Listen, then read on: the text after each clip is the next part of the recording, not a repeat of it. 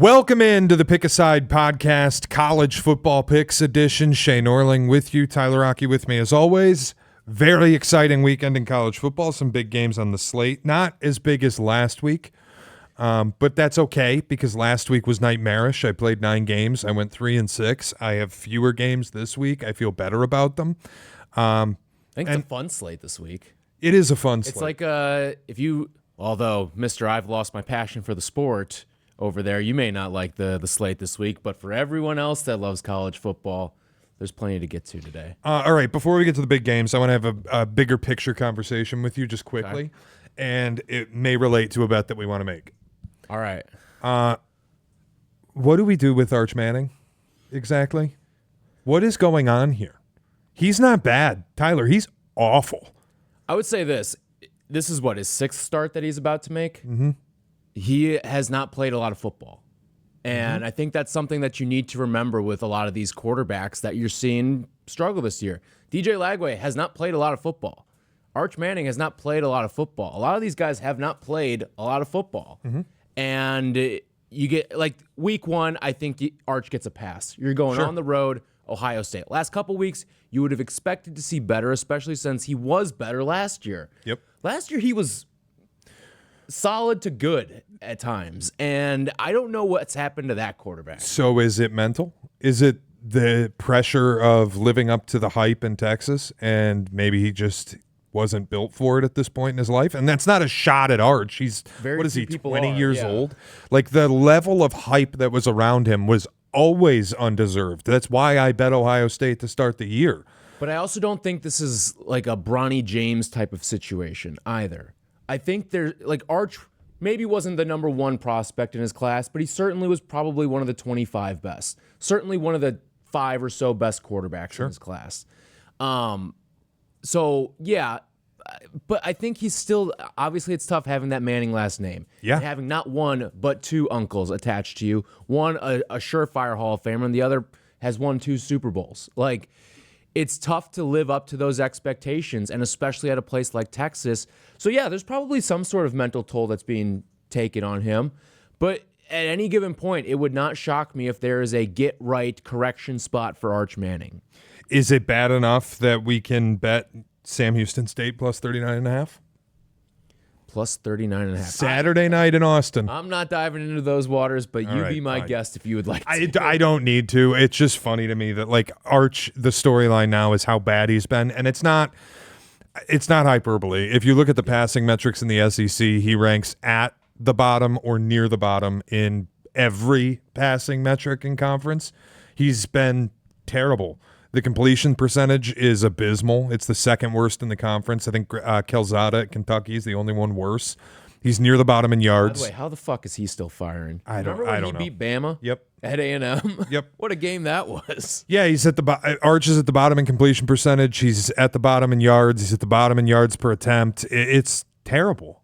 And I don't know if it's like there's speculation he's hurt because he's grimacing on all of his throws. There was Danny Cannell saying the hype messed up his mechanics. He's got to get back to normal. I don't know what it is, but I do know this. Texas this week might not be a fade. When they go to the Swamp next week, they might be. When they go to Oklahoma, or when they play the Red River. Who's got the quarterback advantage in that one? In Florida, I have no idea. It might be an interception fest.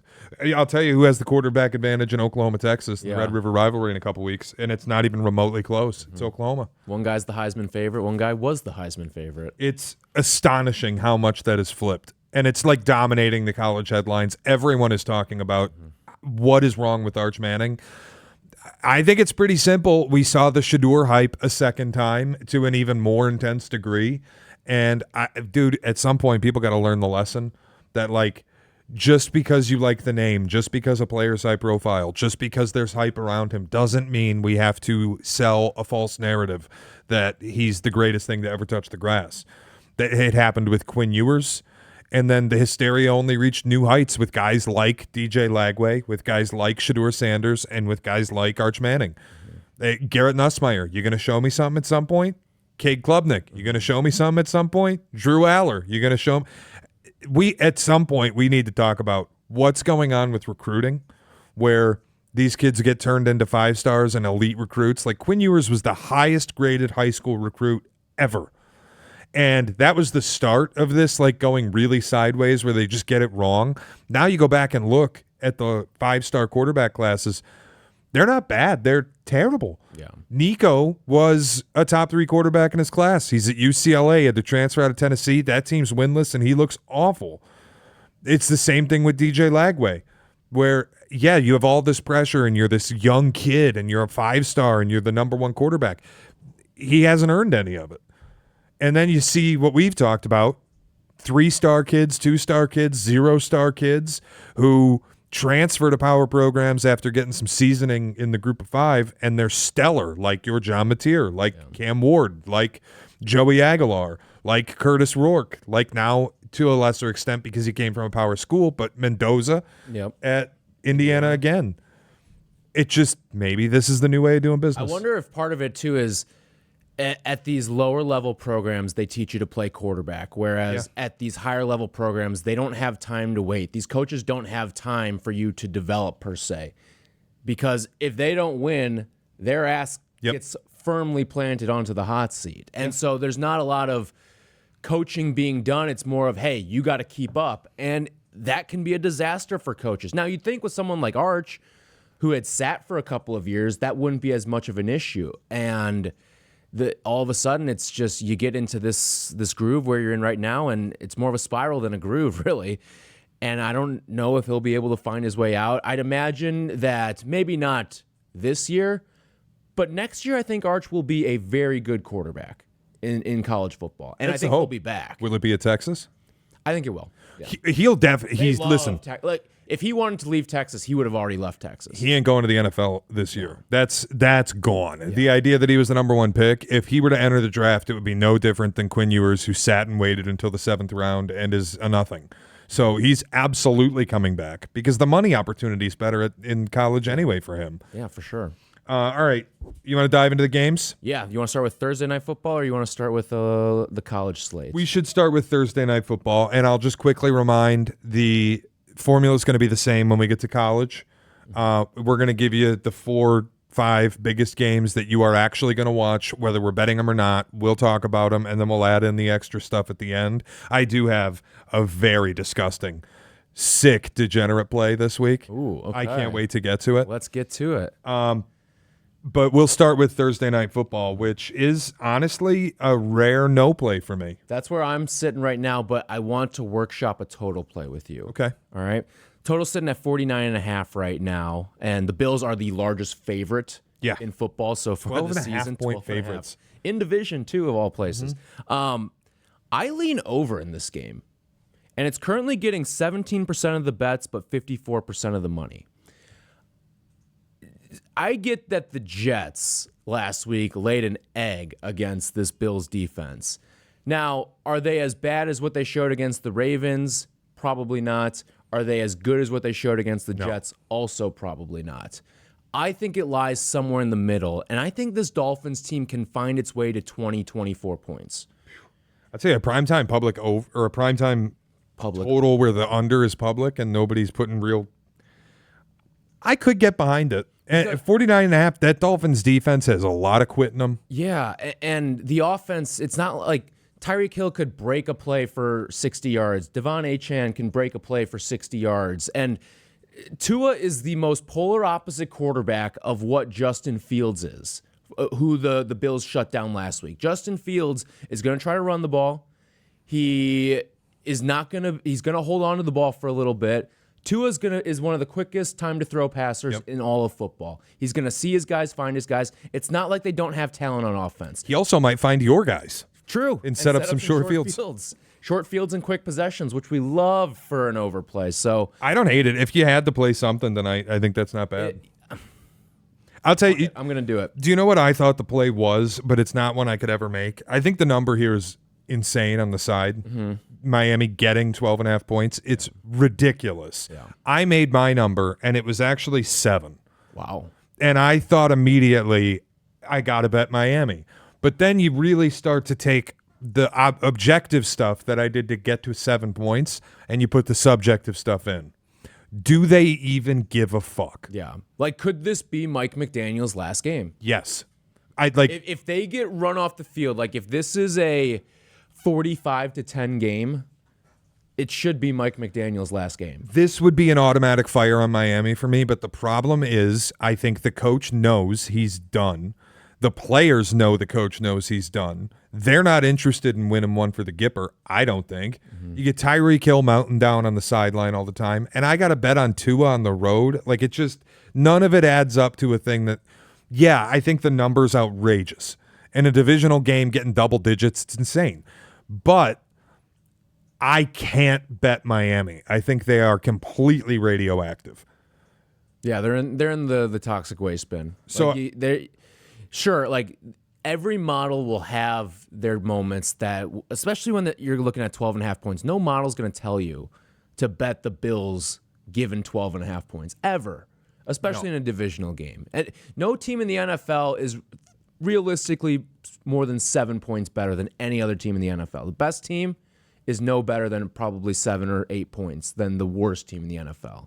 I'll friendship join you on an over. I'm going to bet it let's at do it. 50 even because I can get a minus 110 on it. So a flat 50 for me over on Thursday Night Football. Let's do it. You talked me into it. It'll work. All right, on to college. Let's do it. So we'll start with you could make an argument it's the biggest game of the week in the conference that I think has the best games this week, the Big 12.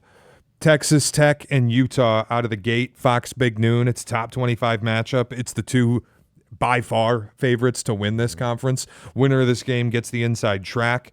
Texas Tech going on the road to altitude. Utah at home laying 3. The total's 57.5. I'm not betting this. Okay. My lean would be Texas Tech. I think they're the better roster on paper. It's the best roster money can buy. They're a 3-point dog. And what we've seen from Utah, obviously, last year was not great. But then you have to factor in they didn't have Cam Rising. Everything went wrong for them. It's a Kyle Whittingham team that's well coached. They have the advantage of playing at home at altitude. My problem was you go look at the results that these teams have put up. Yeah. What am I supposed to take out of Utah playing UCLA, Wyoming, and Cal Poly? Yeah. There's- Neither team has a result worth its salt. There is zero useful data point here. I think if you are trying to work your way into a bet, it's just whatever you thought about these teams preseason is what you think about them now. And I think they're pretty close to one another. I'm going to sit down, watch, get a data point, and move forward from there in the Big 12. Can I give you a couple data points that I think are worthwhile, though? I am on Texas Tech in this game. I like the Red Raiders plus 3. Oh, yeah, I am. Come on over to this side, man. You know you like them in preseason. I did. I do. I still like First of them. all, why is this game being played in Big Noon? That is a 10 o'clock kick I know. in the mountains in Utah. And this who is that an advantage for? I think that's a big-time advantage for Texas Tech. They live in the Central Time Zone. They've played games at 11 a.m. Utah doesn't play games at 10 a.m. I got to tell you, just a quick sidebar. This is a part of why I'm less passionate about college football. I knew this would trigger you. Because what Fox has taken from us with their ridiculous TV deals with the Big 10 and the Big 12 and these games being Big Noon, it was Texas, Ohio State to start the year, had no business being a noon kick. This in Mountain Time has absolutely no business being a noon Eastern Time kick. Wasn't this the easiest Big Noon poll of all time? Michigan, Nebraska. How is this not Big Noon? It makes no sense why that's not the one. Flip the times. And Big Noon is the Michigan Road Show. And you got Gus Johnson doing a fucking rap video about Bryce Underwood. Yeah. So go have him watch his guy. Yeah. East Side Undertaker. I sent that to you yesterday. Tell me you watched that. I haven't had a chance to watch it yet. Dude, I'm going to just play it into the mic, and you can hear it live. I mean, I know this isn't the greatest way to do a podcast, but you need to hear this. And we'll get to Michigan, Nebraska in a moment. We'll finish out our thoughts on Texas Tech and Utah, but I need you to hear this because it's fucking insane. Give me just a second. Hold, please. Okay, here we go. So this is a Gus This week's Got It Player of the Week is Bryce Underwood, quarterback, Michigan. This young man from the east side of Detroit was the top player coming out of his class in 2025. Urban Meyer, our coach, told me he's the second coming of Cam Newton against Central Michigan. It was his coming out party. He threw for 235 and a touchdown. He rushed for 114 and 2. This true freshman was a one-man band. America, say hello to the East Side Undertaker. He's Alpha and Omega. East Side. A little later, he will be greater. Dream maker. Heisman taker. First player. I'm not gonna lie. The first like 60% of that, I was like, "Oh, this isn't that bad. Like, this is just a promo video." And then he starts rapping. Yeah, What the that fuck is brutal. was that? That is brutal. I don't know what they're doing there. This is why, man. This is why I look at college football and I go, what the fuck are we doing? That's propaganda is what that is. Yeah. Heisman taker. He beat up on Central Michigan. Right. In the Stallions Bowl. No, like, yeah, the final like 30 seconds of that. Sorry to derail. Made my skin crawl a little You bit. you sent me on a pit through Fox Big Noon, and it made me think of that. Sorry to derail. Go ahead with the Texas Tech thoughts. All right. The other part of it too, I just trust the Texas Tech offense a little bit more than the Utah offense. I upgrade them more so than the Utes. And last year, Utah was losing games at home against high-flying offenses, which I think Texas Tech possesses this year. I think defenses are pretty much equal between the two teams. But offensively, I would upgrade Texas Tech over Utah, and that's who Utah struggled with last year at the end of the year. Maybe you could bully me into doing this by the end of the show, but I looked at it. I want to bet Texas Tech. I like Texas Tech. I need to get a data point on both of these two teams, and this is going to be the one. And look, honestly, we might be watching what's a preview of the Big 12 title game where we'll go ahead and take whatever we get here and dip back into it, and maybe then I'll be willing to do it. It just flat 3. If this were 3.5 like it was earlier in the week, I would join you on Texas Tech. It's harder for me to do it on 3. 3, I still find value in 3 because worst case, in my eyes, it could be a push. I think Texas Tech is going to outright win the game. So you're spotting me 3 points, a key number of 3. I'm taking them. Okay. Michigan, Nebraska. The reason why this isn't Fox Big Noon is because CBS used their draft pick on it. 2:30 kick. Poor CBS going to Lincoln. Michigan is a 2.5-point road favorite. I do have a bet here. You know what we have to do. Oh, We got to ride with Minnie Mahomes. interesting. Okay, I like the other side. Fuck you. Oh, my God. We're going head-to-head on Michigan? Yeah. Sell it. All right. To me, I look at this game, and this is Oklahoma light in terms of going on to a rowdy environment. You've got a quarterback who's high-ish profile, but he's obviously not John Mateer. Nebraska is not Norman. I just think that Bryce Underwood's had the experience now in one of those big game environments. And I think outside of that Oklahoma game, I get that it hasn't been against the stiffest of competition, but he hasn't looked like Arch Manning in those dumpster games. He's looked really good in those games. I just think that he's built right now to beat this Nebraska team, and I think that they win this game by a touchdown.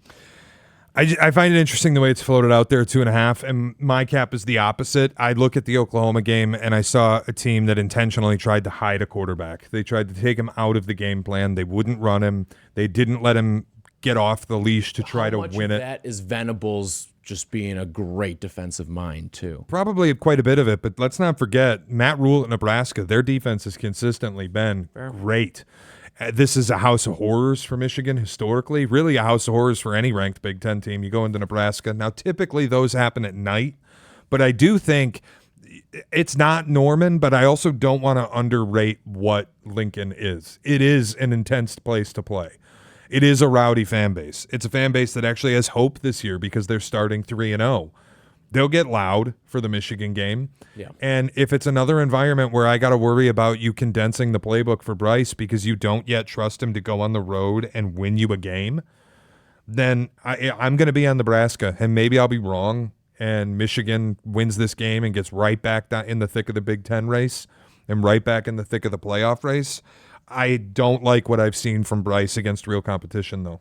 And I don't take a lot out of beating up on Central Michigan in the Stallions Bowl. I think there is something, though, that and it's not a preseason game per se, but it was the Oklahoma game was a great tune-up for what this spot is, and we could be looking at this as Michigan goes out and wins, and inside that building, they're crediting the fact that they played that game against Oklahoma, and that's what allowed them to go out and have this type of success. Yeah, there's also some interesting stuff. You look at the power ratings, a lot of them have Nebraska slightly favored, which immediately, obviously, I was going into it thinking I'd bet Nebraska anyway. Then you see that and confirms what the bias initially was.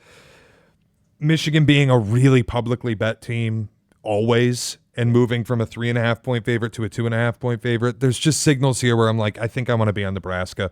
If I'm wrong, I'm wrong. It is what it is. But we're going head to head there. All right. Sticking at 2:30, one of the other big games of the week, the top 25 matchup. This one I also have a play on, and I hope that we're on the same side because I think it's just screaming for us to play it. Okay. Auburn on the road at Oklahoma, and Oklahoma's laying 6.5 points in a game with a 47.5-point total. You and I both do not like Auburn, right? Mm-hmm. I will say this, though, I get it's against limited competition, but all the numbers on Auburn's defense right now are elite. Yeah, they're great. I will also say all the numbers on Jackson Arnold are bad. Yeah. Like, yeah, he had a great week one. Ever since the 2 weeks since, he's been predictably bad. And this is a head coach in Brent Venables. Baseball's almost over, don't worry. Who knows the ins and outs of Jackson Arnold, who has had a great defense at Oklahoma since he's been at Oklahoma, who's one of the better defensive minds in America going back to his Clemson days. Mm-hmm. And I think Oklahoma's in a spot right now where they beat Michigan at home. They body bag Temple in an obvious let your foot off the gas spot. Now they come back home for Auburn, a team that I don't think should be ranked and is, with a 6.5, some 7s popping up now. I'm laying it with Oklahoma. Inside a touchdown, it's 6.5. I like it. 7, I might stay away if you have the unfortune of seeing a 7 pop up. But at 6.5, I'm taking the better quarterback. I'm taking the better offense. I'm taking what I think is the better defense. I'm taking the home team against a team that I think isn't good. Yeah. Maybe it's too simple, but sooner born, sooner bred. When I'm gone, sooner dead. I would lean your way at 6.5 with Oklahoma. I just look at this as Mateer's going to have to beat him with his arm. Auburn's got the top rush EPA defense and top defense against rush success rate.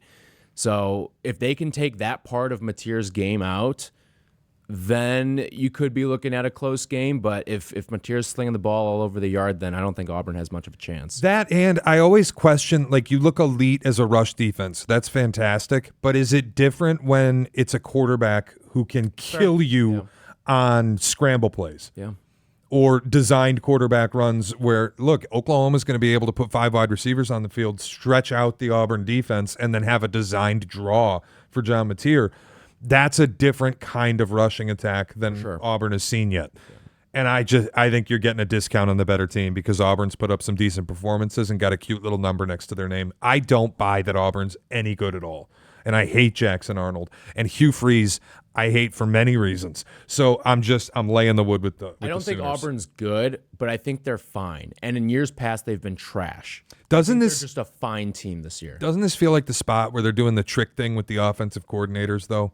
Where, like, it comes back to bite them in the ass. It's like now things get a little sideways on you on the road in a tough environment in a conference game, and you playing around with your offensive coordinators, this is where it bites you. Headset goes out a couple times in the game, yeah. Or like Hugh Freeze is overriding play calls, and you get out of a huddle late, you get a penalty, you get a false start. Yeah. They played with their food too much in that, and they got a nice win against Baylor to start the year. I don't buy what they've put on tape. I'm betting Oklahoma. All right. Okay, the last really big game of the week is a game people in Illinois can't bet, but I think we got to talk about, and neither of us can really figure out what's going on with the line movement. Mm-hmm. This opened at 3. That was gone immediately. Illinois on the road in Bloomington and Indiana. Mm-hmm. Opened at 3. That number was gone immediately. Indiana was a 4.5-point favorite. They sat there basically all week. Time of taping right now, Indiana is out to a 6-point favorite.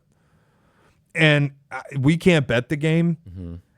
Maybe it's another blessing by Pritzker that we can't, because I would. Are we about to be up 2 on Pritzker plays? I would hammer Indiana if I were able to. Interesting. I would go the other side. I think these teams are pretty much dead even in this spot, given where the game's being played, all of that. I think Indiana wins the game. I don't see this being decided by more than a field goal either side. And if you're pushing this thing all the way out to 6, I just feel like it's overcorrected to a point now that what are we doing? Indiana is not 6 points better than Illinois. Doesn't matter if they're playing in Bloomington, Champaign, the Moon. It doesn't matter. I don't understand this line whatsoever. Fernando Mendoza has been a good quarterback. I think Luke Altmaier is the better quarterback in the game. Yeah, maybe. I don't get this line whatsoever. Somebody's going to be right, and neither of us can bet it. So we're going to go 0-0 on the game. I'm fascinated to watch it. It means so much in the Big Ten, the scope of the conference. The winner here has an inside track to Indianapolis. Neither of them have particularly difficult schedules. I think Indiana's got a slightly more difficult one than Illinois, granted, because Indiana's got to play Oregon and they got to play Penn State. And after this, Illinois just plays Ohio State. But this could be one of the decisive matchups in the Big Ten schedule for who's going to the playoff, who's going to Indy. Like, this is it. Yeah. And it's always a stick out to me when you get the lower ranked team as a favorite to begin with. You get them getting steamed out to 6. It's a spot where I kind of would just trust the market. I have to say, though, at the same time, like if you're listening in Indiana and you want to bet this game and maybe you want to bet your Hoosiers, it does feel like we're getting to a point on the number where you would almost have to stay away if you think there's value in Indiana. Yeah. Because we see this, like, this game could land on 4. Event. Yeah. Like it could be 27-23 Indiana wins. You're a loser if you've got the 6 in your pocket. Yep. You've missed the best of it. It has overcorrected way too much. I don't see this being decided by more than 3 to 4 points. Just the way that the betting is going, I wonder if there's an injury we're going to find out about late on the Illinois side that's critical. I also think if you go back... It's Altmaier. The only thing it could be is Altmaier if we're moving at this many points. And we've heard nothing about it to this point. Time of taping. I also think the other thing, and maybe this is what the betting market's looking at, if you go back and look at the box score and some of the rate stuff from the Illinois-Duke game, if you just put that out there, you can script a Duke blowout as easily as you can script Illinois blowing them out, which was the result. And that's not me taking anything away from what Illinois did. They handled their business, and now they get to think about the playoff. I've credited them for a huge win. But it is, if you look at the underlying stuff, there's a world where that game plays out exactly the way it did, and Duke doesn't turn it over 5 times, and it's Duke that blows out Illinois. They created a ton of havoc. Their ground defense was fantastic. The success rate for Duke was higher on a down-by-down basis in the game. So I just kind of go, was that a little bit of a mirage? And now you're playing a team that's better than Duke on the road in conference. This goes the other way on you. We don't get to bet it anyway, so it's irrelevant. Yeah. But I wanted to make sure we talked about it because it is the game of the week to me. I think, though, if Illinois goes out and wins this football game, there is no more doubting them at all. Well, not only that, but you effectively lock in a playoff spot. As long as you don't play with your food, obviously you can have a loss to Ohio State and still get in. You can go 11-1 or even 11-2 with the second loss being in the Big Ten championship, and you are a playoff team this year. I mean, this team will have proven a lot, and I get it is a cupcake schedule the rest of the way, sans Ohio State, but if you take care of business, you are going to the playoff if you win this game. This is fascinating. There's something in the market with Illinois where I tell you, the market does not buy this team. The look-ahead number on USC at Illinois next week, USC's favored. I think in Champaign. USC has gotten... I forget the number against your team this week is stupid. Insane. It's insane. Stupid. I won't bet it. If Michigan State plays at Illinois, it's an 11 o'clock Eastern kick. So immediately, at USC, you're saying, or plays at USC. Sorry, 11 o'clock Eastern kick. Immediately, I'm out on ever touching Michigan State because you're asking these kids who are used to a routine. Like Tom Izzo's talked about it in the NCAA tournament. Yeah. You're used to a routine where you play at 7 o'clock or 8 o'clock, and now you're playing at 10, 10:30.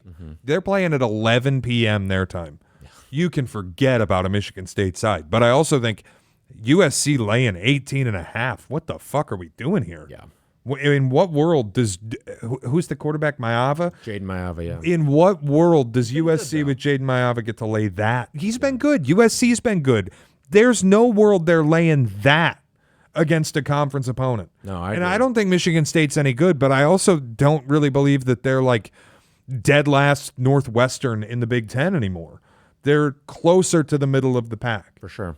18.5 in a conference game is insane. Yeah. I won't lay it because of the time of the kick, or play it because of the time of the kick. I could never bet USC. But it's fascinating to me. Illinois look ahead dog at home to USC. I was just going through the schedule because I was going to make the point. You win against Indiana, then it's USC, Purdue, Ohio State, Washington, they blow. Rutgers, they blow. Maryland, Mike Loxley might get fired. Mm-hmm. Wisconsin, Fickle might get fired if they choose to buy him out. And then Northwestern at the end of the year. Like, there's no way if you win this weekend that you can't start thinking about we're going to be 11-1. Your path's paved. Or 10-2 at worst with a loss to a ranked USC and a ranked Ohio State, which might be enough to get you in. Mm-hmm. And then on the flip side of that, maybe USC starts to make some headway too, because if they win that game, if USC wins this week and goes on the road and beats what would be a top 10 undefeated Illinois team, maybe even a top 7 or top 5 undefeated Illinois team at that point, then you're talking about USC as a potential playoff team. It might be the case for both teams, frankly, that like you win this game, you have paved your road to the college football playoff, because Indiana, I think, can take a loss to Oregon and they can take a loss to Penn State and still be okay as long as they take care of business in the rest of their schedule. And that's all they got on it. Yeah. Okay. I'm fascinated by that game. I'm very excited. Who would have thought 3 years ago Indiana, Illinois would be primetime, like good Not stuff? Not me. This is what the NIL has done, though. Yeah. This is, look, Bielema's built a program at Illinois, and Signetti has taken mass advantage of NIL opportunity and fundraising motivation and excitement at Indiana to build a really competitive roster. Yeah. So I can't wait to watch it. Extra stuff for the week. I'll kick it off with what has to be, I think, the degenerate play of the year so far. Okay.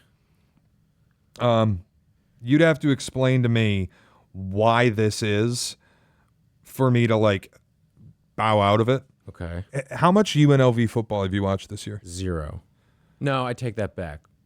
Watch the opener against the Idaho opener. State. Yeah. And they were under impressive. 0. The opener Almost against lost that game. They nearly lost to Idaho State. They allowed 21 points to Sam Houston. They were in a dogfight with UCLA late, only won that game by 7. Now, they were 2.5-point dogs, but I think what we've seen from UCLA, we can pretty comfortably say they're horrible. Mm-hmm. They're like next level bad. So explain to me why you go on the road. One, why UNLV is playing this, I can't figure it out. And 2, why the number's so short, I can't figure it out. UNLV is on the road at Miami, Ohio. And Miami, Ohio is getting 2.5. One of the powers of the MAC the last decade. Mm-hmm. Why is an 0-2 Miami, Ohio only getting 2.5 from undefeated UNLV? I'm blindly betting Miami, Ohio. Okay. Godspeed. I can't give you much analysis on this game. I will say I was hoping UNLV would be home while we were in Vegas. I was too. Nope. We could, yep, because there's nothing good at the Sphere while we're there. You know what? Nevada, I don't think is in Reno. I think they're on a bye week. There's nothing good. I was like, is there a place we could go to see a game? Yeah. Nope. Closest is like Tempe. Rent a car? It's a good game car. too. I think it's Baylor, Arizona State. It's not a Ooh. bad game. No, that's this week. Oh, you're right. Next week. I'd have to look at what the game was, but I think they're at home in Tempe, and the game's decent. But no, if UNLV had been playing at Allegiant, I would have absolutely gone. They could have been playing a school I never heard of. Yeah. And I'd be in. Yeah. Dan But Mullen era. I think they're on a bye week. I think you're right, yeah. I'm going to bet Miami, Ohio plus 2.5. It's my degenerate play of the week. Probably the Godspeed, degenerate brother. play of the year. I mean, that's disgusting, betting a MAC school. But what is UNLV doing scheduling that? Why are you going to Miami, Ohio? Well, we know Dan Mullen probably didn't schedule that game. Fair. That just showed up on his docket when he showed up there. It's an athletic director hates you type of schedule. Yeah. Yeah, I'm going to bet Miami. Go ahead. All right. I'm going to go to my game. Syracuse plus 17.5 at Clemson in Death Valley. Totals 55.5. We're going over. We're going over 55.5. Shea, can you tell me who is the nation's leader in passing yards right now? Is Alligari, Steve Angeli. Angeli, whatever his name? I knew it. I always get it Were they all wrong. the I same know to you, it's. huh? I know. Yeah. It's always, I know it's an Italian name. No, it's the Arraghettis in baseball, the Alligheris, the Angelis. Steve Angeli is your nation's leader in passing. So Syracuse is aiming for that crown for back-to-back years. Fran Brown going to sling that motherfucker around. Jeff Nixon deserves a head coaching job, whether it be in the college ranks or an offensive coordinator job in the pros. I think this is going to be one of the 3 best offenses Clemson faces all year, too. I'm not saying Syracuse is going to hang in the game. I think it could look like the Tennessee game from the opener, and that game was comfortably over. Clemson's going to get whatever they want defensively. Syracuse cannot stop the run. They cannot stop the pass. They cannot do anything defensively. They have no pass rush. They have good cover corners, but that doesn't matter when you have no pass rush to speak of. And this Clemson team that can't run the football, I think is going to be able to run the football. So all that being said, I see this game having a lot of points, but I can't get to. I would lean the Syracuse side of things just because they always play Clemson close. But I can't get all the way there because of the fact that I could just see Clemson winning this game by 20, and it's like what we saw in week 1 where it's 46-25. I'm in the same boat as you on it. I thought about taking the points with Syracuse just because I start to wonder at what point do you see a little quit in Clemson, the way that their season's gone sideways with Dabo attacking the media post-game. Oh, you tired of winning? There's got to be a point where you start to see it. But I would never bet Syracuse getting the 17 here just because if Clemson comes out right and fired up, they'll beat you by 40 if they want to. And Clemson could go out and start this game 21-0, 17-0. And Syracuse is just playing catch-up the whole time and never gets there. All right, I have what I'm calling an Aki play. Ooh, I think I know where you're going. SMU TCU over 64.5. Fuck yeah, brother. Got to do it. It's a non-public over on a huge number. It's 2 offenses that'll both move the shit out of the ball. It's 2 defenses that I think are bad. Yeah. This is a really simple, everything about it is stupid analysis. Yeah. 2 decent quarterbacks, maybe 1 really good one on TCU side. I could say both are good quarterbacks. 2 really high-powered offenses. 2 really bad defenses. Oh, you just bet an over, right? And then you look and see everybody's on the under. Okay, you do just bet an over. Yeah, I think we have the same rationale. 22% of the bets are on the over. 70% of the money is on the over. And this is the first real offense that TCU's faced, too. You faced UNC out of the chute and Abilene Christian. And now you get SMU, who is a high-powered, returning a lot of offensive players from a playoff team from a year ago, including the quarterback and Kevin Jennings. I just see this looking a lot like that SMU Baylor game that we saw a couple weeks ago, and it is just offensive fireworks for 60 minutes. Yep, and maybe even more than 60 minutes like it was in that game. I agree. I have 1 more. You got any more? I have a few more, actually. Holy shit. 5 more. God dang. Listen, I pumped the brakes. I'm playing 5 games. I will say I laid off of a lot of the marquee games this week. Okay. I'm more in kind of the side stuff here. All right, you ready to clip your nose? Sure. UNC. Nope, I'm out. A 7-point dog. I'm out. At UCF. You go ahead, have fun. I'm out. I'm taking Carolina. Plus the 7. God bless. I'm out. I can't. UCF blows. They're terrible. I think UNC might also be terrible, and I can't get on board fading UCF in the bounce house. God bless. Enjoy. I'll root for you. Do you realize that I get it's against Charlotte and who was the other one that they played? And Richmond. But UNC has covered back-to-back 2+ touchdown spreads. They've done it very quietly. Yeah. All people think about is week 1. I think UNC goes in there and wins the game outright. Wow. That's a bold call. Might be the worst team in the Big 12. Week 1, they beat Jacksonville State 17-10. I know. Jacksonville State. You know, I'm not telling you even. I love UNC as a team, but I think that week 1 game was a wake-up call, and quietly they're going to start taking care of business. I'm not even telling you that you're wrong. I just won't fade UCF in the bounce house. Okay. On principle, I won't do it. All right. What else you got? My last play is going to make certain people around here very happy. It is a Shea Hawk week. Ooh. You got to lay a lot of wood here. It's Kansas laying 13 at home against West Virginia, but just think about the brutality that West Virginia's facing here. They just played their biggest game of the year. Yeah. They're bad. They are not in Big 12 contention. They're just not.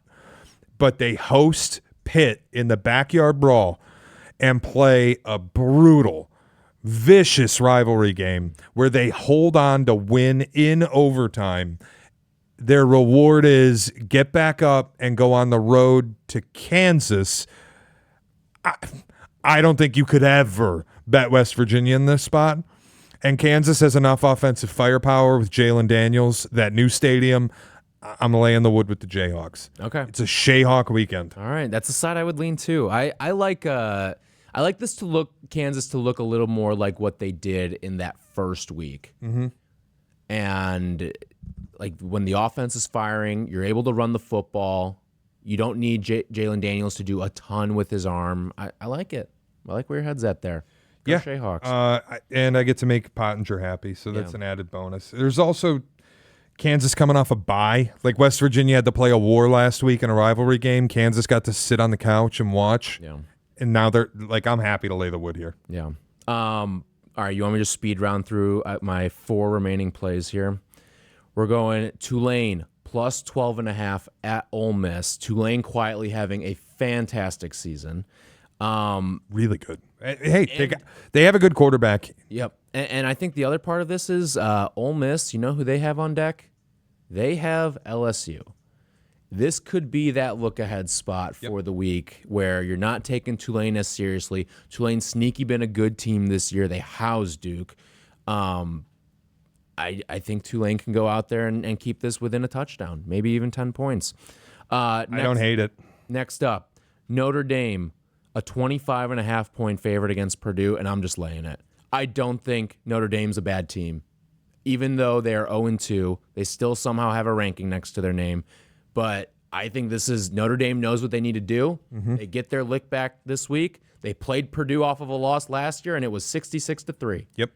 I think you're going to see something very similar this week. It's the way I'd lean. There was also some stuff that just went nuts with Notre Dame last week. The missed tackling down the sideline on the touchdown. You had the holder drop the field goal that, like, they should have been playing overtime at worst. And maybe that drive goes differently for A&M if they don't know they can win the game getting into the end zone. I think it's the right side. I'm just kind of staying away from everything to do with Notre Dame right now because I feel a little burned by them. So I'm not laying the wood there. I think I'm going to bet Tulane with you. Okay. I think it's a good read on the spot for Ole Miss. I do think Tulane's getting a little disrespect in the number, so I'm going to join you there. All right. Baylor hosting Arizona State. I knew you'd be on this game. I looked at it 17 different ways, and I'm like, you know what? Fuck this. I said, I hate Sam Levitt. I hate Dave Aranda. I don't believe in either of these teams. I'm out. I'm not touching it. Sawyer Robertson, Baylor quarterback, second leading passer in the nation in terms of yards. Listen, Arizona State's going to be able to run on you. They are. It's what A, they have in their game, and B, what Baylor's going to allow you to do. But I just think Baylor's going to be able to do whatever they want offensively in this game. And you're giving me 2.5 to work with at home. I just think that this Baylor team, you know how I felt about them preseason. I thought they were going to win the Big 12. You're not going to win the Big 12 unless you win this game. Nope, this is their season. This is a huge game for them. So Same thing for Arizona State, too. Like this, This is two teams that haven't gotten off to the start that they wanted to get off to, and I think it's created a fascinating game to watch. The Big 12 this weekend is nuts. Yeah, it's fun. It's if you go through all the conference games and all the conferences, the Big 12 is the one that's going to come up the most fun with the obvious duel between favorites, Texas Tech, Utah, SMU, TCU is awesome. I mean, that's the third Big 12 game we've talked about this week. And I know. what? How many teams are in that conference now? I know. You know what we didn't talk about was Friday night, though? How on earth is Oklahoma State giving 11.5 points to anyone right now? Who they have? Louisiana this Tulsa. week? Tulsa, that's right. I knew it was a blue and red school. Boy. I thought this is another one where I'm like, can I talk my way into betting Tulsa plus 11.5? And then just came to the consideration of pump the brakes. I don't need a bunch of bets this weekend. Yeah. All right. I got one more for you. And then I think there's one more game we need to talk about, too. Holy shit.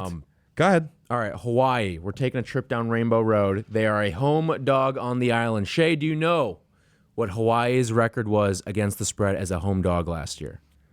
Perfect. 4-0. Yep. Since 2020, they are 15-6-1 on the island as a home dog. That's a 71% winning clip there.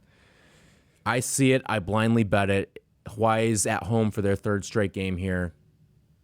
It was profitable last year. I'm going to continue to ride it while I got it. Tell you what, if I end up having a decent Saturday, I will join you on it because I'm going to be awake anyway watching my team get choke slammed into the Hollywood Reservoir. So I might as well. All right. If I have a decent Saturday, I'll join you on it late. All right. Maybe I'll turn it into a chase if I have a terrible Saturday. Because, again, I'm going to be up fucking anyway because Fox had to put Michigan State on at 11 o'clock Eastern. Somebody make it make sense. This is why I don't like the sport. This is why. Go ahead. That's your rant. Shea hates college football rant of the week. The game we didn't talk about is Florida getting 7.5 at Miami, a top 5 Miami team. I'm not playing the game, but can you please explain to me why this line is pretty much the same as what it was against LSU last week, and you saw the way that it went last year?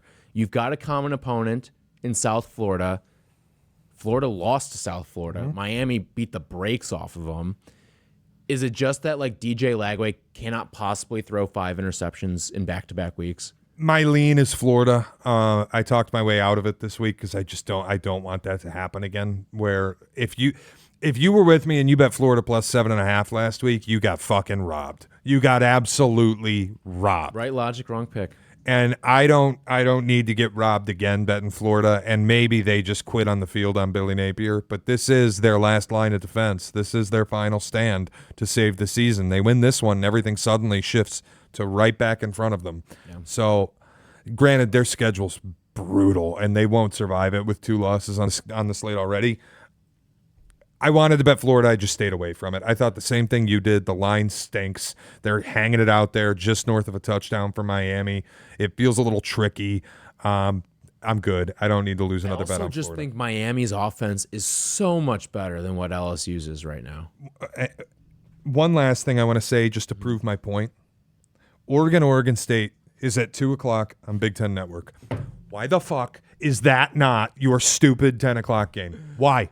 It's the Civil War. Because Pac-12 Network doesn't exist. It's the Civil War. It's 10 o'clock. It's got one of the best Big Ten teams, or it's on the West Coast, one of the best Big Ten teams. Nobody's watching your stupid little 11 o'clock Eastern Fox college football broadcast anyway. Put the fucking Civil War on it. Let those 2 teams play under the lights. It's a classic rivalry in state. I know Oregon State sucks, but what are we doing putting Michigan State on at 11 o'clock Eastern?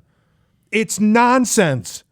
Why isn't the Apple Cup on at 10 o'clock? Nobody gives a fuck about the Apple Cup. This week, huh? Yeah. Why aren't they playing late? You have the Civil War and the Apple Cup, and you chose Michigan State USC for 10 o'clock on Fox. What the fuck are you doing? What are you doing? It's going to be good late night action. Come on now. I'd rather this be on Peacock in the middle of the day. What the fuck is this? You're going to stay up and you're going to enjoy it. I'm not going to enjoy You're it. Gonna enjoy I'm it. not. I'm not going to enjoy it. We're going to lose by 20. I'm not going to enjoy. I'm an 18.5 point dog. I'm not going to enjoy it. All right. Well, if they win outright, then I will enjoy it. No, you're not allowed to enjoy it. You know what'll happen? Too much. If they win outright, you know what'll happen? I'll wake up on my couch at 2:30 in the morning to the post-game show, and I'll just see the cryon at the bottom saying like 21-20 Michigan State. I'll go, what the fuck happened? And then I'll go move to the bed. That'll be it. Because there's almost a 0 chance that I'm awake for the entirety of this game. Oh, you'll be awake. You'll be awake. That's what I thought a couple years ago, back before the conference changed, when they went and played a game at Arizona State in the desert, and I was still living in Detroit at the time. Started at 11 o'clock. I was at the bar. Mm-hmm. That game ended at 3 a.m. I woke up on my couch to find out that we lost. You'll enjoy it. Don't worry. You'll have fun. I won't. As a reminder, again, as always, the Pick a Side podcast now available on YouTube, youtube.com/@PickASideESPN. Please subscribe. Just click the button, leave a comment, a like, whatever you got to do. It helps us out. Same thing goes wherever you're getting your podcasts. If you get them on Apple Pod, just leave a review, leave a rating, whatever you want to do with it. It does genuinely help us out. So if you like the content we put out for you, do us a favor, help us out. Just leave a little rating. It'll take you 2 minutes. Make sure you got the automatic downloads on, the notifications on, all the good stuff. We appreciate you listening. We appreciate you being with us. As always, Shea Norling with Tyler Aki. It's the Pick a Side Podcast.